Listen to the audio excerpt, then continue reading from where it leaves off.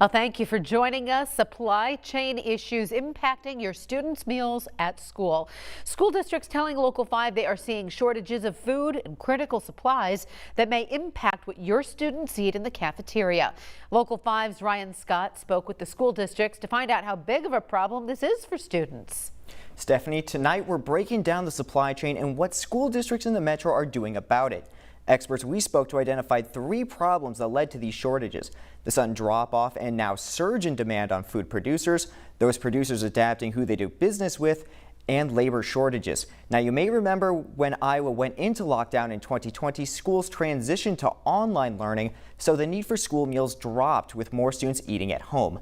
Now the students are back. Experts say suppliers are struggling to keep up with the returning demand happening across the country. As we recover, bringing back some of that institutional product processing capacity is something that's going to lag the demand.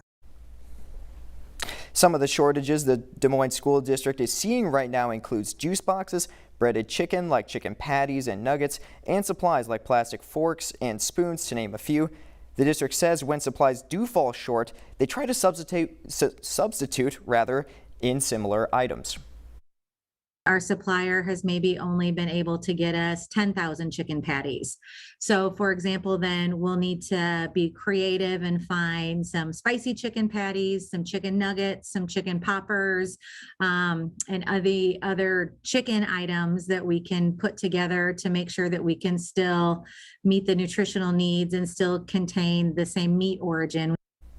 DMPS school lunch menus can be found on their website. They say any changes that come up will be shared with parents and students. For those concerned about dietary restrictions, the district has dietitians on staff to make sure any allergens contained in those substitute foods are shared with students and parents.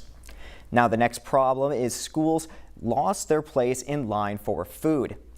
Because that demand dropped off in 2020, experts say food suppliers adapted who they serve to stay afloat. As a result, DMPS tells Local 5 getting food for students now takes longer. Everything has a longer lead time now, where it's, it's not just, we could maybe order something today and get it on our truck on Friday. And now we order something today and get it 6 months from now. We're food hoarders right now. We're trying to get everything that we can just because we don't know if it's going to get any better or if it's going to get any worse. Right now, DMPS is organizing their November and December menus. While there are reports around the country of schools going days without fruits or vegetables, DMPS says they're not concerned about nutrition taking a hit in the meals they're serving right now. And the last big problem causing food shortages is a lack of supply chain workers. Packing, distribution, transportation, and then final assembly or final service. We have shortages all across the board. And as Swenson put it, labor and commerce are only as well as the general public. And right now the country is still sick because of the pandemic, so these problems will only continue. In the studio, Ryan Scott, Local 5 News, we are Iowa.